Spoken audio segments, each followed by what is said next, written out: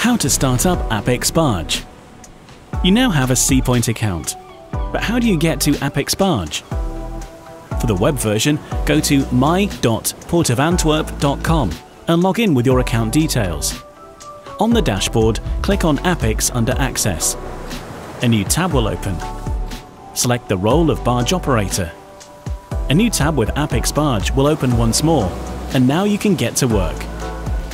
Please note that if you have different accounts for Apics Barge and, for example, BTS, then you will have to log on to a different web browser for each account.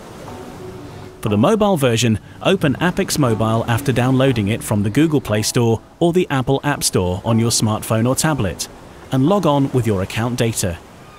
Select the role of barge operator and start using Apics Barge.